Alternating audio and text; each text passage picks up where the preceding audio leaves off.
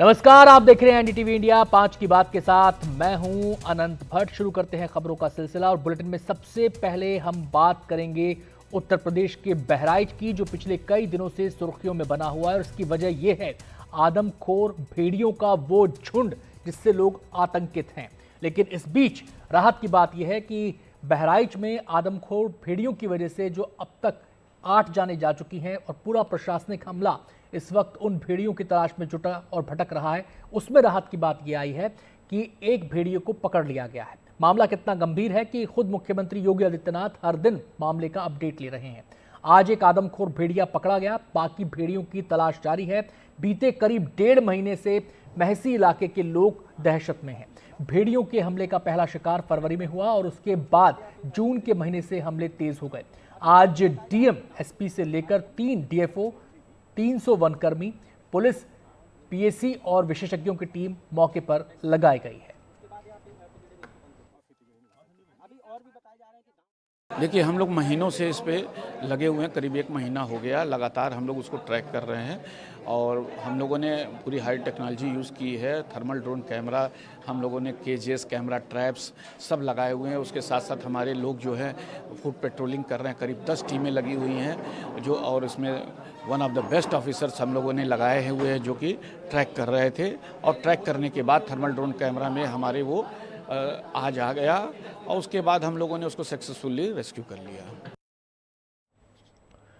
तो कोशिशें पुरजोर की जा रही हैं। हालांकि भेड़ियों का ये झुंड कितना दहशत, कितना आतंक इस पूरे इलाके में फैला चुका है, इसका अंदाजा आप इससे लगा सकते हैं कि गांव वाले लोग रात को जाग जाग कर पहरेदारी कर रहे हैं। किसी के हाथ में मशाल है, डंडे हैं और हर समय उन्हें ये भय, ये डर बना रहता है कहीं भेड़िया किसी को अपना शिकार ना बना ले। और ये डर बेवजह भी नहीं है, ये डर इसलिए और मजबूत है क्योंकि अब तक ये भेड़ियों का झुंड 8 लोगों को अपना शिकार बना चुका है। कई लोग इनके हमलों में घायल हुए हैं और इसको पकड़ने की कोशिशें पुरजोर तरीके से की जा रही हैं। हालांकि भेड़ियों की संख्या को लेकर भी जो राय है वो नजर आती है, 2 मत नजर आते हैं। जो वन विभाग की टीम है वो संख्या का आकलन कुछ और करती है, लेकिन गांव वालों का जो कहना है कि संख्या उससे ज्यादा है जो बताई जा रही है। मात्र 6 भेड़िए चिन्हित किए गए थे। 6 में से 4 आज तक पकड़े जा चुके हैं। अब 2 भेड़िए ही शेष बचे हैं, जिसमें से भी एक भेड़िए के ऊपर उसको बेहोश करने के लिए बंदूक दागी गई थी। हो सकता है वो भी कुछ देर में मिल जाए। और जानें 7 गई हैं इधर। अगर फरवरी वाले को भी जोड़ लिया जाए तो 8 हैं। एक लापता है जिसकी लाश नहीं मिली थी, तो उसके बारे में कुछ कहा नहीं जा सकता है। तो कोशिशें लगातार हो रही हैं भेड़ियों के इस आतंक को ख़त्म करने की। हालांकि एक भेड़िया पकड़ लिया गया है। आज राहत की खबर यही आई, जिस पिंजरे में आप भेड़िए को देख रहे हैं ये बताया जा रहा है कि उसी झुंड का एक भेड़िया है जो आदमखोर भेड़ियों का झुंड इस पूरे इलाके में दहशत की वजह बना हुआ है। अब इस भेड़िए को पकड़ने के बाद बड़ा चैलेंज बाकी भेड़ियों को पकड़ने का है। कोशिशें यहाँ पर लगातार जारी हैं और जैसा कि हमने आपको बताया कि भारी अमला इस काम में लगाया गया है। इसमें पुलिस के जो कर्मचारी हैं वो जुटे हुए हैं, इसके अलावा डीएफओ इसमें अलग अलग जगहों से जो हैं वो जुटे हुए हैं। 300 वनकर्मी इस मुहिम में, इस अभियान में जुटे हैं, इस ऑपरेशन में जुटे हैं भेड़ियों को पकड़ने के। इसके अलावा पीएसी और विशेषज्ञों की टीम को भी लगाया गया है ताकि जल्द से जल्द भेड़ियों के इस झुंड पर काबू पाया जा सके। सीधे हम रुख करेंगे, हमारे संवाददाता रणवीर हमारे साथ जुड़ गए हैं और डिटेल्स देने के लिए इस बारे में। रणवीर, एक भेड़िए को पकड़ लिया गया है लेकिन संख्या को लेकर भी अलग अलग संख्या बताई जा रही है। आगे की रणनीति क्या है, कैसे ट्रैप किया जाएगा, कोई प्लानिंग इसको लेकर किस तरीके से इस पर आगे बढ़ा जा रहा है? देखिए, जो भेड़िए आदमखोर माने गए हैं उनकी संख्या बताई गई 6।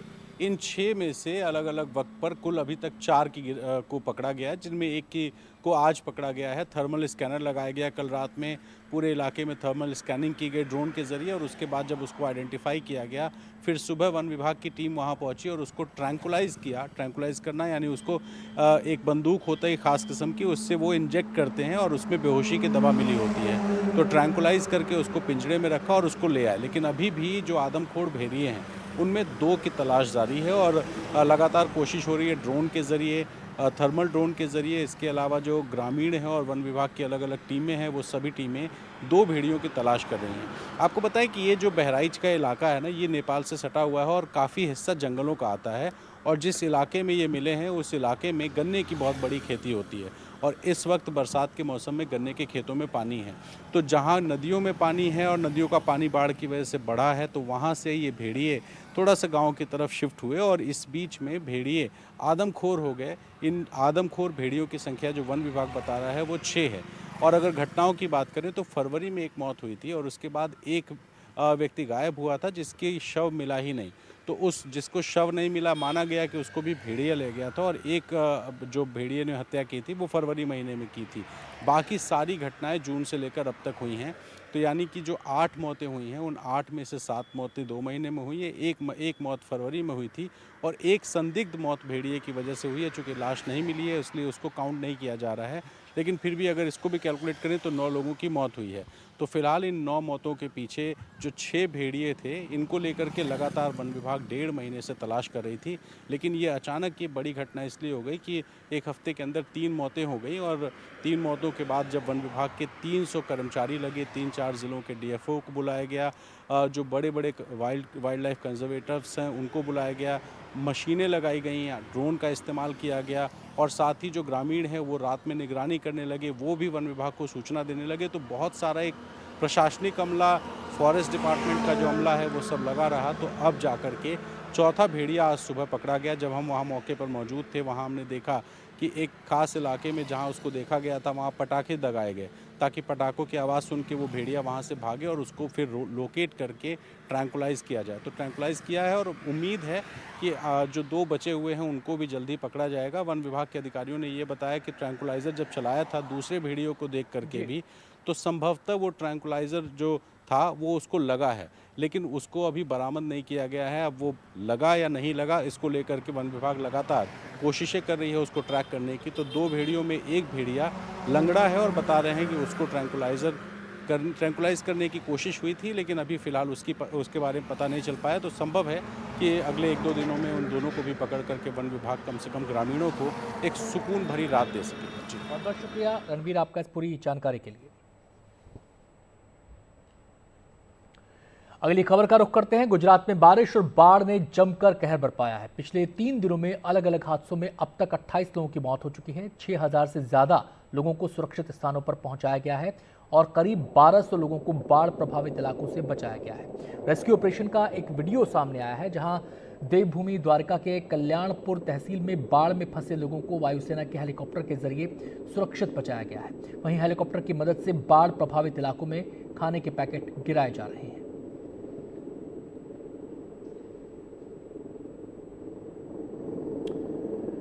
और वडोदरा के जो हालात हैं उसके बारे में विस्तार से बता रही हैं हमारी संवाददाता सुजाता द्विवेदी। गुजरात में जिस प्रकार की बारिश पिछले कुछ दिनों में हुई है उससे न सिर्फ गुजरात और वडोदरा में खास तौर पर जो आउटस्कर्ट्स हैं, जो गांव के इलाके हैं, वो पानी में डूब चुके हैं। वहां पर न तो खाने और पानी की सुविधा और ना ही बिजली मौजूद है, जिसके चलते लोग अपने घरों से बाहर निकलकर शेल्टर ढूंढने के लिए होटल्स में जाकर रह रहे हैं। हमारी टीम जब गुजरात पहुंची तो हम जिस होटल में रुके हुए थे उसी होटल में हमें बताया गया कि सारे रूम्स जो है वो फुल है और कारण ये कि घरों में घुसे पानी और बिजली न होने के चलते जो परिवार के लोग हैं वो आकर होटल में रह रहे हैं और साथ ही जो है ये कोशिश कर रहे हैं कि जब तक उनके घर से पानी ना निकले और बिजली ना आ जाए तब तक एटलीस्ट जो छोटे बच्चे इनके साथ मौजूद हैं वे उन्हें सुरक्षित रख सके। हमारे साथ बात करने के लिए एक ऐसी ही फैमिली है जो आई है। हम इस समय वडोदरा सिटी के भाईली इलाके में हैं। यहाँ पर अगर आप देखें तो बारिश नहीं हो रही, लेकिन जो घरों में पानी घुसा हुआ है वो अब तक पानी वैसे ही है और वो निकला नहीं है। हम परिवार से जान लेते हैं, आप लोग कहाँ से आए हैं और आपके घर की क्या स्थिति है? अकोटा से आए हैं एंड वहाँ पे लाइक लिटरली यहाँ तक पानी है। Like it was so difficult even to come here, मतलब पूरी गाड़ी पानी में थी। But we have small kids so we have to shift here. और इलेक्ट्रिसिटी भी नहीं है, 2-3 दिन से पानी नहीं आ रहा है, दूध नहीं, खाना, नो सप्लाई, नथिंग। और कुछ पानी नहीं है, फूड नहीं है, आपने बताया छोटे बच्चे हैं आपके साथ, उनके लिए दूध खाना कुछ भी वहाँ पर सप्लाई नहीं हो रहा है। आप लोग घर से कब निकले, क्योंकि बारिश पिछले कई दिनों से हो रही है, आप लोग घर से कब निकले और यहाँ पर कितने दिन से रहे? We left on Monday evening, we were friends place 2 दिन, पर वहाँ भी कल से लाइट्स नहीं है। We stay there even without lights, milk नहीं था, कुछ भी नहीं था, वी सर्वाइव्ड अ डे। फिर कल वी चेकड इन हियर सुबह और दोपहर को आए and we are here, might have to stay still more, एक और दिन रहना पड़ेगा। आप अकोटा से आए हैं, अकोटा थोड़ा दूर है यहाँ से, भाईली से। अकोटा के आसपास आपको होटल नहीं मिले, इतने दूर आना पड़ा आपको, क्या कारण है? But there were no electricity और it's not possible only because पूरा पानी है। आप लोग ने कई और दूसरे होटल में जाकर रुकने की कोशिश की है कि वहाँ पर? We tried even at Alkapuri but all the hotels are full, कहीं भी रूम्स अवेलेबल नहीं है। आज बारिश होने की संभावना कम है, लेकिन जो पानी इकट्ठा हुआ है वो कब तक निकलता है, इसको लेकर अब लोग उम्मीद लगाए बैठे हैं। नमस्कार, मैं हूं विमल मोहन। पेरिस से पराक्रम में आपका स्वागत है। तो भारतीय खिलाड़ियों के लिए और पैरा एथलीटों के लिए ओपनिंग सेरेमनी के बाद प्रतियोगिताएं शुरू हो गई हैं। आपको आज मेडल की उम्मीद नहीं करनी चाहिए। आज ज़्यादातर जो है प्रिलिमिनरी राउंड है, पहले राउंड के मुकाबले खेले जा रहे हैं।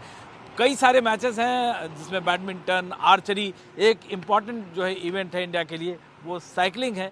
साइकिलिंग में 2 खिलाड़ी आए हैं, अरशद और ज्योति। तो ये एक नई पहल हुई है यहाँ पे, और जो साइकिलिंग में उम्मीद कर रहा है, जो अच्छा उन्होंने प्रदर्शन किया। इसके अलावा बैडमिंटन, आर्चरी, एथलेटिक्स की प्रतियोगिताएं होंगी और इन सब खिलाड़ियों पे हमारी नज़र रहेगी।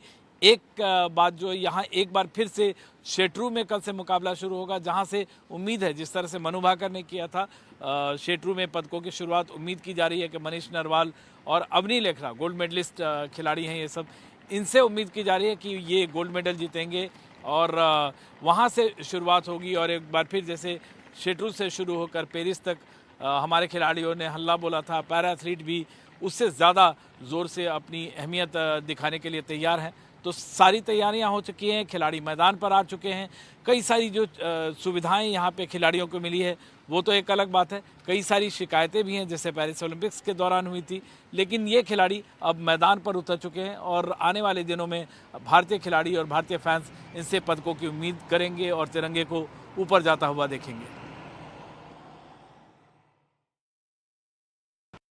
तो मुमकिन है कि एक बार फिर भारत के पदकों की शुरुआत शूटिंग से हो, जहां पे 10 खिलाड़ी आए हैं, लेकिन सबसे बड़ा दल जो आया है 38 खिलाड़ियों का, 84 में से 38 खिलाड़ी हैं, लगभग 50% भी कहें। सबसे बड़ी बात यह है इनमें भी कि जो कोच सत्यनारायण हैं या जो और एक्सपर्ट्स हैं वो कह रहे हैं कि जितने भी खिलाड़ी आए हैं वो सब फाइनल में पहुंचेंगे। तो एक अच्छा जो उनका स्क्रीनिंग प्रोसेस हुआ है, और अगर वाकई ऐसा होता है तो बहुत बड़ी कामयाबी होगी। इसके अलावा वो कई सारे गोल्ड मेडल की उम्मीद कर रहे हैं, कई सारे पदकों की उम्मीद कर रहे हैं, कई सारे पदक विजेता हैं उसमें, सुमित आंटिल हैं, मरियप्पन हैं, इन जैसे खिलाड़ी वहाँ पे हैं, योगेश कथुनिया हैं। इन सारे खिलाड़ियों ने पहले भी अपना लोहा मनवाया। बड़ी बात यह है कि इनमें से कई खिलाड़ी गोल्ड जीत सकते हैं, जिसकी बात लगातार पिछले पेरिस ओलंपिक्स के दौरान होती रही और अब पैरा एथलेटिक्स के दौरान हो रही है।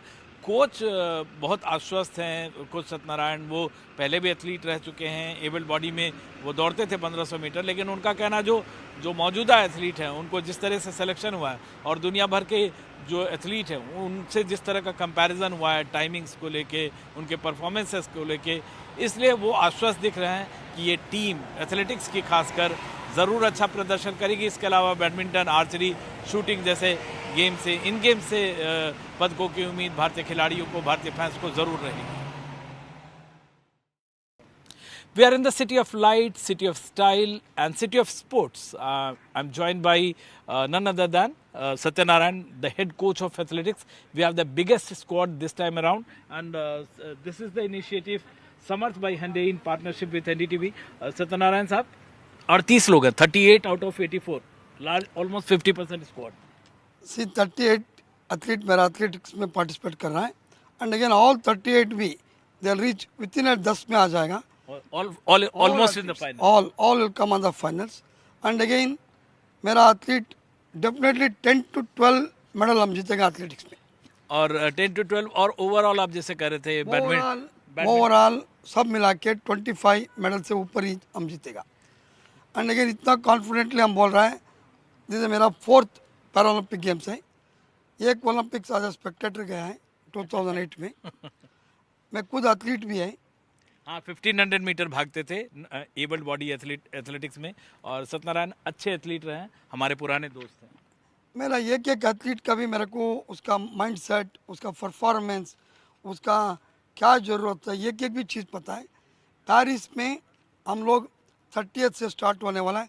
हम 30th से ही हमारा मेडल स्टार्ट होता है टिल 6 तक का है, और every day you are going to win the medal. अच्छा, इस बार जैसे सुमित हैं या और भी जो निषाद हैं, मरियप्पन हैं, इन जैसे एथलीट्स, इन सब में क्या चेंज आया सर? जैसे आप तो पहले भी देखे हैं और टोक्यो में हमने काफ़ी जीता, लेकिन माइंडसेट क्या चेंज आया है, ओवरऑल क्या चेंज देखते हैं? सी चेंजेस ये आया है, वो लोग को भी पता चला हम स्पोर्ट्स करने से हमारा इज्जत बढ़ेगा, एंड अगेन जॉब मिल जाएगा, कैश इंस्टीट्यूट मिल जाएगा, लोग हमारे को रिकग्निशन करता है, फैमिली में रेस्पेक्ट मिलता है।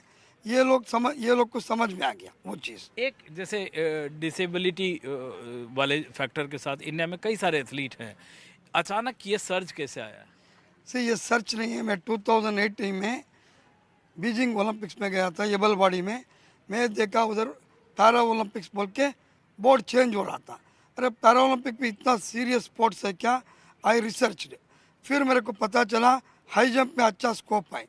मैं 2 हाई जंपर्स को लेके आया, एक एच.एन. गिरीशा को, एक शरद को। H N. Girisha London para Olympic में सिल्वर मेडल जीता, देन रियो में 2 मेडल जीता हम हाई जंप में, अगेन टोक्यो में you are one on the high jump में ही 4 मेडल जीता हाई जंप। ओलंपिक्स या किसी भी खेल महाकुंभ के दौरान कहानियाँ सिर्फ मैदानों पर नहीं बनती है, कहानियाँ सिर्फ जीत हार की नहीं होती है, कहानियाँ यादों की भी होती है, जिसे लोग संजो कर रखते हैं और बरसों तक संजो कर रखते हैं, अपनी पीढ़ियों को कहानियाँ सुनाते हैं। ऐसे ही हमारी मुलाकात एक पिनमैन से हुई जो 9 ओलंपिक्स और 9 पैरा ओलंपिक्स से इस तरह के पिन जमा करते हैं, एक्सचेंज करते हैं, इसके लिए अपनी तैयारी करते हैं ताकि वो कमा सके और हर ओलंपिक्स और पैरा ओलंपिक्स में जा सके। एक्चुअल फ़ैन है, वो ओरिजिनल फ़ैन जिनको कहते हैं, और इनको ओलंपिक्स का भी जुनून है और पिन्स का भी जुनून है।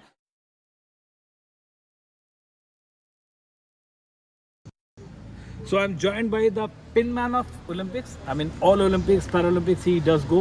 And I met you in 2004. Yes. Introduce yourself, John. Yes, I started in 2004 Olympic Games. I meet that guy. And we exchange pins. We meet in some Olympics again. And Till 2070. okay. So Okay. What keeps you going? I mean, what is your passion for pins? I like pins. I collect. And I try to find new every time. And why do you collect it? Because I like. You like, and these Why are... you eat every day? Oh, so, I mean, It's my food. this is your food, and this is also keeps you, this is a kind of memory you keep. Yes, I travel in the world. Yeah. Okay, I go in 9 Olympic Games. 2 months I stay. And you have Indian pin also? Yeah, Indian pin? Indian pin. I have You Indian. do pin. have? You do have? But you give me more. I will give you Indian, and I'll exchange one from you. Yes, But of course. it's good to see, and he's been carrying these pins all across, and people are passionate about pins collecting. I mean, you will find lots of people asking for pins, and this is one of the Indian pins. I'm giving it to Yes. you, and would like to exchange if you want. Okay, You give me see. anyone, I give you one from Athens, 2004. Okay, Athens 2004, you will give me one pin, and this is the way people celebrate their memory, they keep their memory on. I mean, from these, they collect their memories, they relish these memories, and this gentleman is giving me a pin from Athens Olympics. We met for the first time. John, where are you from? Which country, John? This country. He's from Athens itself, and that's how we met in Athens. Thank you so very much, John, and keep the memories alive. Keep promoting these sports, mega sporting Thank you, events. thank you Thank very you so very much. Thank you for talking to us. All right. So this is the pin man. Thank you. दुनिया भर के सैलानी जब France और Paris आते हैं तो Louvre museum ज़रूर जाते हैं, खासकर लियोनार्डो दा विंची की जो मोनालिसा जो पेंटिंग है उसको देखने के लिए। दरअसल पूरे फ्रांस और यूरोप में जो रेनेसां के दौरान जो एक आर्ट और कल्चर का रिवाइवल हुआ, उसकी झलक अभी फ्रांस के सड़कों पे आपको दिख जाएगी। फ्रांस और खासकर हॉलैंड में आपको दिखेंगे कई आर्टिस्ट, आपको दिखेंगे उम्दा आर्टिस्ट, बहुत शानदार पोर्ट्रेट बनाते हैं। एक ऐसे ही आर्टिस्ट से हमारी मुलाकात हुई, मारियो नाम है उनका, और एक बच्चे की तस्वीर फटाफट बना रहे थे और कमाल का हाथ है उनका, ब्रश जो चलता है। उसके अलावा वो भारत के बारे में भी काफ़ी कुछ जानते हैं, भारत के आना चाहते हैं और भारत के बारे में काफ़ी दिलचस्पी रखते हैं। उनको आर्ट के बारे में, इंडियन आर्ट के बारे में बहुत सारी जानकारी रही। सुनते हैं उनसे उन्होंने क्या कुछ कहा है।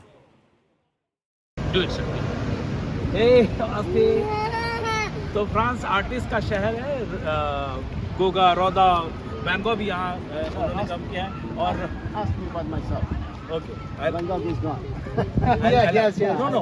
तो फ्रांस आर्टिस्ट का शहर है और ये छोटा बच्चा ऑस्टिन हाय तो ये इनकी तस्वीर बन रही है। मारियो हैं आर्टिस्ट, ये बना रहे हैं यहाँ पे, और पिकासो, गोगा, रौदा, वैन गॉग, न जाने कितने लोग यहाँ पे आए और उन्होंने आर्ट से इस धरती को इसकी विरासत बढ़ा दी।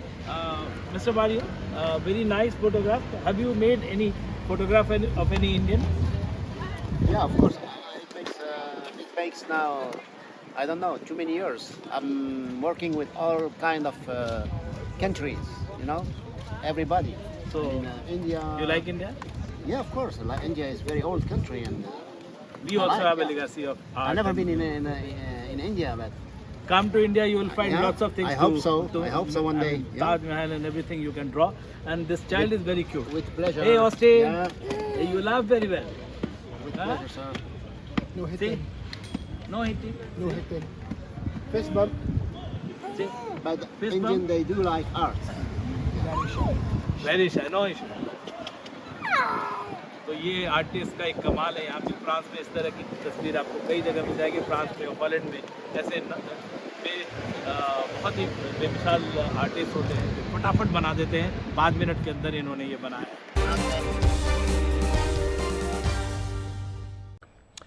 हरियाणा में विधानसभा चुनाव की घोषणा हो चुकी है और वहां पर सियासी गहमा गहमी भी बढ़ गई है। इस बीच एनडीटीवी ने खास बातचीत की है हरियाणा के पूर्व डिप्टी सीएम दुष्यंत चौटाला से। आइए देखते हैं क्या कहा है उन्होंने।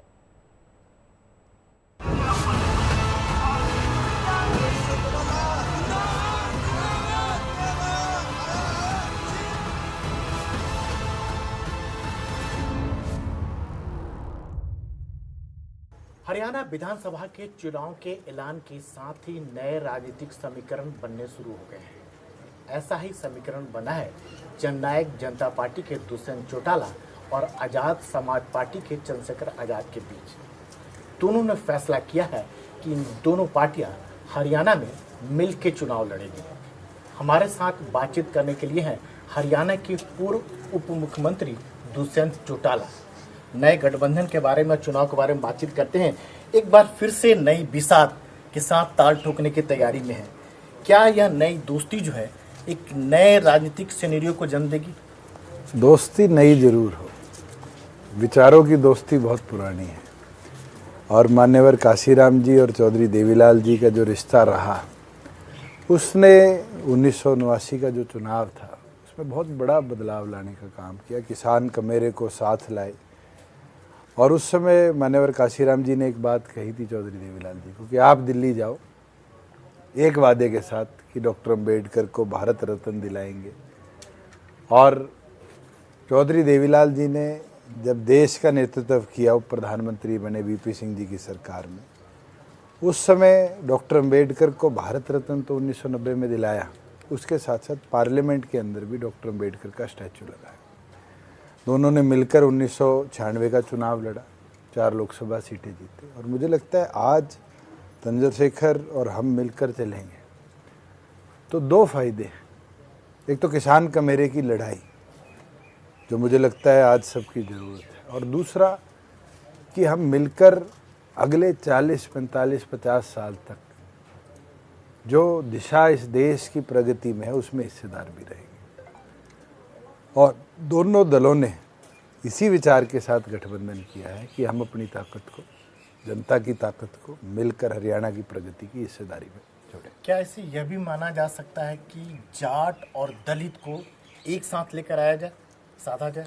मैं तो ये बोलता हूँ कि 36 साल के हम दोनों हैं और इसके अंदर आज हमारे लिए युवा सबसे महत्वपूर्ण है। महिलाओं की सुरक्षा सम्मान सबसे प्राथमिक है, किसान कमेरे का उत्थान सबसे। और मैंने तो जिस दिन अलायंस हुआ ये चीज़ वहाँ प्रेस कॉन्फ्रेंस में कि हमारी प्रायोरिटी रहेगी हर गरीब, वो किसी जात से आता हो, उसके छत पे मकान हो और उसको ज़मीन की व्यवस्था साथ में दी जाए। इस कदम को हमारा गठबंधन आगे लेकर जाए। नहीं, मेरा सवाल वही रह जाता है कि क्या इसके पीछे यह भी सोच है कि बहुत बड़ा चंक है हरियाणा में, जाट और दलित को एक साथ लेकर आया जाए, साधा जाए, क्योंकि अगर दोनों अगर साथ आ जाते हैं तो फिर फिर कोई रोक पाना बिल्कुल असंभव है। अगर समीकरण बनते हैं, मैं तो चाहता हूँ और भी जुड़े, कोई ब्राह्मण नेता भी जुड़े, कोई अग्रवाल कम्युनिटी का भी जुड़े, कोई पंजाबी भी जुड़े। 36 बिरादरी को हम साथ लेकर चलेंगे। हम क्यों 30-40% वोटों में सिमट के रह जाएंगे? हमारा तो टारगेट है कि हम हरियाणा प्रदेश के 100% वोटर्स की सोच बने, उनको दिखे कि हाँ ये ताकत अगले लंबे समय तक उनका साथ देगी और अगर उनको विश्वास होगा तो हम जीतेंगे, बहुत अच्छे मार्जिन से जीतेंगे। इससे पहले लोकदल जो है और बसपा पे गठबंधन कर चुके हैं इन्हीं दो कम्युनिटी का वोट साधने के लिए। देखिए, लोकदल और बसपा का कोई पहली बार गठबंधन नहीं है, शायद तीसरी चौथी बार है और हर वक्त चुनाव के रिजल्ट से पहले टूटा है। क्यों हुआ है वो तो वो बेहतर बता पाएंगे। मैं आज मानता हूँ, आपको याद होगा दिल्ली में रविदास मंदिर टूटा था, उस समय हरियाणा के 55 युवा जेल में गए थे, भीम आर्मी के वो वॉलंटियर्स थे और चंद्रशेखर भी जेल में थे। उस समय हमारी पार्टी ने वादा किया था, जननायक जनता पार्टी ने, कि हम 5 एकड़ में कुरुक्षेत्र में रविदास मंदिर बनाएंगे। हमने पूरा किया। हमारे विचार मिलते हैं और मुझे लगता है उस संघर्ष के अंदर ही हम आगे बढ़ेंगे। बसपा और इनेलो के अलायंसेस कितनी बार रहे, कितनी बार टूटे, उनके विचार तो नहीं मिले। मतलब बसपा यहाँ इफेक्टिव उतना नहीं है जितना आजाद समाज पार्टी है। तो आप आवाम से पूछ लीजिए। एक समय था मान्यवर काशीराम का जब बसपा का कैडर पूरे प्रदेश के अंदर था और आज के दिन मायावती जी तो हरियाणा मेरे ख्याल से एक बार आई होंगी पिछले कई सालों में, वो कैडर बचा ही नहीं, सब इधर शिफ्ट हो गया। बिल्कुल। और मैं मानता हूँ चंद्रशेखर ने नेतृत्व दिया है उस आवाज को जो काशीराम जी लेकर चल रहे थे। ये दुष्यंत जी, ऐसा क्या हुआ कि पिछले चुनाव में जो आपके साथ 10 एमएलए जीते थे लेकिन वो आपके साथ नहीं रह पाए, तो ये कहें कि आपसे छिटक गए, अब आपके इससे केवल 3 बचे हैं। ये समय है, ये समय चौधरी देवीलाल जी ने भी देखा था कि 1982 का जब चुनाव हुआ, पूर्ण बहुमत उनका बन रहा था, भजनलाल जी सारी सरकार लेके भाग गए थे। ये तो दौर ब दौर मुझे लगता है रीजनल पार्टीज के साथ रहा है। मेरे तो 7 विधायक गए हैं, चंपई सोरेन नहीं भाग गया जिसको हेमंत सोरेन ने मुख्यमंत्री बनाया। और मैं तो एक शेर चौटाला साहब ने अपने सेकंड इन कमांड के लिए जब वो छोड़कर गए थे 2009 में, तब कहा था कि एक छोटे से स्वार्थ के लिए वर्षों के याराने गए, अच्छा हुआ है दोस्त कुछ नकली चेहरे पहचाने गए। ऐसा नहीं लग रहा है कि इस बार चुनाव में भी आपके पास जो अलायंस आप लोग का हुआ है, 70 सीट पर आप लड़ रहे हैं और 20 सीट पर चंद्रशेखर की पार्टी आजाद की पार्टी लड़ रही है, आपके जीतेंगे तो हो सकता है कि कुछ उधर चले जाए। देखिए, मैं कुछ उसके लिए कुछ कर रहे हैं आप लोग? कोई भी पार्टी कैडर के दम पर आती है, लोग तो जीतेंगे जिनको सिंबल मिलेगा और जो सोच के साथ जुड़े हैं वो टिके भी रहेंगे और जो सोच के साथ नहीं टिके वो जाएंगे। आप मुझे ये तो बताइए, क्या अकाली दल के अंदर जो लोग जुड़े थे जब बादल साहब ने प्रधानी ली थी, आज उनमें से कितने लोग हैं? ये तो राजनीतिक सोच में जो चुनाव लड़ने वाले हैं वो मौके पे देखते हैं कि हमारा स्वार्थ किस तरफ है। कैडर अगर मजबूत हो रहे, कैडर लड़ाई लड़ने का हौसला रखे, पार्टियां तो दोबारा जीवित हो जाती। कहा जा रहा है कि जाट भी आपसे नाराज है। पिछले चुनाव में मेरे से तो एक जाट को आपने सीएम नहीं बनने दिया, जाट कम्युनिटी के लोग। मेरे से तो सारे नाराज हैं, उस नाराजगी को दूर भी मैं करूंगा। 2 करोड़ वोटर हरियाणा प्रदेश में, कोई नए 2 करोड़ तो आने नहीं। इन्हीं 2 करोड़ से अगले 40 साल नाराजगी भी है, प्यार भी है, इन्हीं के बीच में रहना है। कोई गलती होगी तो उनके बीच में जाएंगे, उनसे पूछेंगे, उनसे माफ़ी भी मांगेंगे, वो गले भी लगाएंगे। और मैं ये मानता हूँ, हमारे कहावत है कि अपना मारा छा मगेरे, कि मार के भी वो इतना एहसास करता है कि अपने को मार दिया, वो पेड़ के नीचे छाए में छोड़ के आएगा कि धूप ना लग जाए। तो ये तो हमारे अपने हैं और यही गले लगाएंगे, यही जिताएंगे। अगर 11 महीनों में 10 एमएलए विधानसभा में जीते हैं तो इनकी बदौलत ही है, और आगे भी ये ताकत देंगे तो क्या पता 46 का आंकड़ा हम छुए और प्रदेश में इंडिपेंडेंट गवर्नमेंट बनाए। ये जो कहा जाता है कि पिछले चुनाव में 2019 में आपने एक जाट को सीएम नहीं बनने दिया। किसको? जो कम्युनिटी किसको? बात होती है, जैसे कांग्रेस के कैंडिडेट थे उस तो समय। कांग्रेस का हमारा एलाय तो नहीं थी, ना बीजेपी एलाय थी। स्टेबल गवर्नमेंट देनी थी, हमने मिलकर चलने का निर्णय लिया। मिलकर चले तो हम प्रदेश के अंदर आज बुढ़ापा पेंशन को 3,000 पे तो ले गए, 75% प्राइवेट रिजर्वेशन कानून तो ले आए। प्रदेश के अंदर आज 50% महिलाओं को पंचायती राज में हिस्सेदारी तो दे दी। आज प्रदेश के अंदर बैकवर्ड साथियों को, BCA को 8% पंचायतों में रिजर्वेशन तो दे दी। हजारों काम हम कर पाए जो हमारे घोषणा पत्र का हिस्सा थे। ये बेसिक काम कर, लेकिन मेरे सवाल का सीधे जवाब कि जो एक तबके में बात कही जाती है हरियाणा में कि आपने एक जाट को सीएम नहीं किसको? भूपेंद्र सिंह हुड्डा की बात कर रहे हैं। अरे उनको क्यों सीएम बनाएंगे हम? वो कोई हमारी पार्टी के मेंबर है? नहीं, मतलब कमेटी की बात होती है। अरे भाई, आज आप क्या गारंटी लेते हो? कांग्रेस अगर 50 ले आती है तो आप क्या गारंटी दे सकते हो भूपेंद्र हुड्डा सीएम बनेंगे? शैलजा बन गई तो वो कौन सी कास्ट से आती है? भूपेंद्र हुड्डा को खुद आज ये आश्वासन नहीं है कि वो अपने 50 टिकटें भी ले पाए संगठन में। वो मुख्यमंत्री कहाँ से बन जाएंगे? लेकिन उस समय जो पिछले चुनाव में आपने भी नारा दिया था कि बीजेपी को हम यमुना पार कर देंगे, तो मैंने कांग्रेस को क्या गले लगाने का नारा दिया था? हमारी लड़ाई तो उस समय बीजेपी, कांग्रेस, आम आदमी, INLD, बसपा सबके साथ थी। लड़े हम 10 जीते। बारी बारी आप कहते हो कि बीजेपी को यमुना पार की बात करते हैं। अरे मैंने कौन सा हुड्डा मेरा यार है कह के नारा लगाया था? हम हुड्डा के विरुद्ध भी लड़े थे। कलोई में भी हमारा कैंडिडेट 12,000 वोट ले गया था। कैसे ले गया था? क्योंकि हमारे संगठन के कार्यकर्ताओं ने मेहनत करी। लेकिन जो बीजेपी के साथ आपने जो सरकार बनाई थी हरियाणा में, और खासतौर से जो बीजेपी का रुख रहा है किसान को लेकर, काफी ज्यादा नाराज दिख रहे थे उस समय। देखिए हरियाणा, तो क्या लगता है कि किसान आपके साथ आज भी खड़े हैं? बिल्कुल खड़े हैं। हरियाणा का फार्मर ये तो जानता है कि जब 4 साल पहले हम गवर्नमेंट में आए तो हरियाणा प्रदेश के अंदर 14 फसलें हमने कर दी जो हमने MSP पर खरीदी। जब हम हरियाणा में आए पेमेंटें 2-2 महीनों में आती थी फसल बेचने की, उसको हमने 48 घंटे में किसान के खाते में भिजवा दी। आड़ती बीच में होता था, उसको एलिमिनेट किया। हमने व्यवस्था बनाई कि फसल खराब हो जाए, जैसे आज बारिश है, ओले गिर जाते थे, फ्लड आ जाता था, 2-2 साल मुआवजा नहीं मिलता था। हमने कानून बना दिया कि मिनिमम 15 दिन, मैक्सिमम 30 दिन फसल खराबे का मुआवजा किसान के खाते में आएगा। उसको 2-2.5 रुपए के कांग्रेस के चेक के लिए इंतज़ार नहीं करना पड़ा था। हमने व्यवस्था बनाई है फार्मर्स को कि जो नॉन MSP क्रॉप्स हैं, उन जैसे टमाटर है, भावांतर भरपाई के अंदर 6 रुपये अश्योर होंगे उसको पर केजी। लेकिन जो किसान आंदोलन था और कृषि कानून विरोध था, उससे लेके मतलब हरियाणा के खासतौर से किसानों की बात करें तो उसमें एक खासी नाराजगी थी। नहीं, नाराजगी है, मैं मानता हूँ। आप अपना रिकॉर्ड उसका खोल के जो है आप नहीं, आप अपना रिकॉर्ड उठाइए, आपके रिकॉर्ड में है। चंडीगढ़ मैंने प्रेस कॉन्फ्रेंस करके कहा था कि जिस दिन MSP पे आंच आएगी आई विल रिजाइन। क्या हमने 4 साल MSP अश्योर नहीं करी? हमने करी है प्रदेश के अंदर।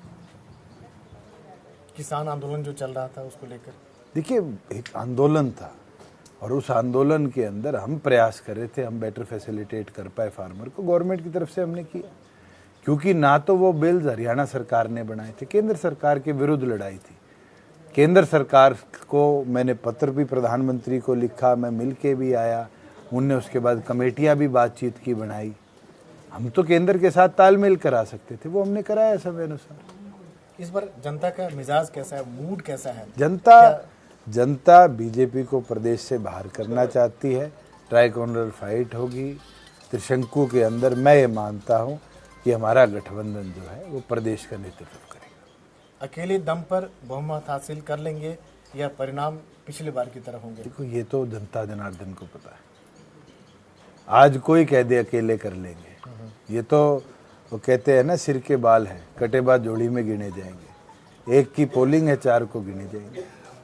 लेकिन फिर भी आपको अंदाजा तो लग रहा है, मैं तो ये मानता हूँ, गाँव घूम रहे, खुद यहाँ गाँव में आए हुए हैं। मैं जहाँ जहाँ गया हूँ, चाहे फरीदाबाद NIT में गया हूँ, चाहे बादशाहपुर गया हूँ, चाहे मैं दादरी गया हूँ, जुलाना गया हूँ, प्रदेश के जिस कोने पे भी मैं गया हूँ, एक जोश है और लोग हमारा साथ देंगे, मजबूती से देंगे। अलायंस जो हुआ वो काफी बिल्कुल है। आप आम युवा में जाकर पूछिएगा तो आपको एक नया जोश इस अलायंस का दिखेगा। और अगर राजनीति में अगर का बहुत मायने रखता है, अगर स्पष्ट बहुमत नहीं मिला तो किसके खीमे में जाएंगे? तो चलिए ये जवाब देने में तो असहज हो, किसके करीब पाते हैं आप? देखो, ये मैंने जब अलायंस किया उस दिन भी बोला था, आज भी बोल देता हूँ, हमारे पीछे भी तो कोई खड़ा हो सकता है। आज हम क्यों सोचे हम किसी के पास जाएंगे? परिस्थितियाँ तो बड़ी आई हैं, बड़ी अलग अलग समय पे देखी गई हैं, जहाँ लोग छोटे दल जैसे नीतीश कुमार जी के नंबर 40 आए, मेजॉरिटी के लिए तो 100+ चाहिए था। क्या बीजेपी या आपके JDU RJD उनके पीछे आके नहीं खड़ी हुई? तो भविष्य का किसको पता है?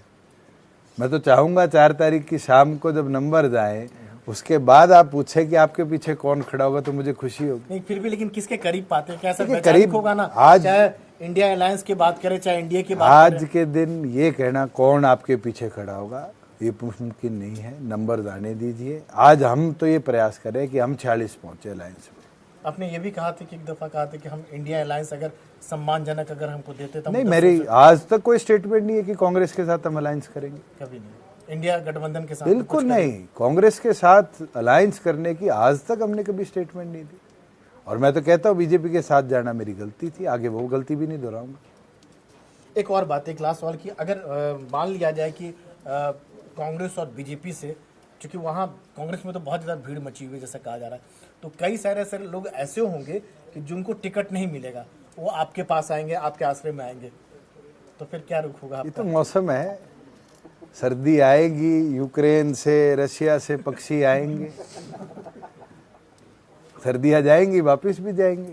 तो ये तो चुनावी मौसम है, इसके अंदर पता नहीं कौन कब किसके पास आ जाए। आज जहाँ उचाना बैठे हैं ये वीरेंद्र सिंह जी इंदिरा गांधी को छोड़ के और नई कांग्रेस बना गए थे, फिर उसी में आ गए थे, फिर बीजेपी में चले गए थे, फिर उसी में आ गए। उनसे पूछिए ये मौसम पलटता कैसे? हम तो जहाँ थे वहीं हैं और आगे भी ऐसे। क्योंकि कार्यकर्ताओं के बीच में बैठे हुए हैं यहाँ पर, तो क्या माना जाए कि जो आपके जो कार्यकर्ता अपने लोग हैं उनको टिकट देंगे ज्यादा बढ़िया? बिल्कुल। या बाहर से जो लोग आएंगे? आपको मैं ये बताना चाहता हूँ, टिकट ना मिलेगा। पिछली बार भी हमने 70 सीटें 90 में से अपने कार्यकर्ता और 57 युवा थे, उसके अंदर 19 या 17 महिलाएं थी। मेरा यही प्रयास रहेगा कि ज़्यादा नेतृत्व महिला और युवा को दे कि हम सम्मानित तौर पर भविष्य के लिए अपने कैडर की टीम तैयार कर पाए। तो क्या हम माने कि 2019 में जो उप मुख्यमंत्री थे, 2024 में जो है मुख्यमंत्री से हम बात करने जा रहे हैं? कोई अच्छा ब्राह्मण है तो कहलवा देता हूँ तथास्तु। नहीं, लेकिन आप क्या सोचते? देखिए, हम तो मेहनत करेंगे कि हमारा संगठन नंबर लेके आए और हम कामयाब होंगे।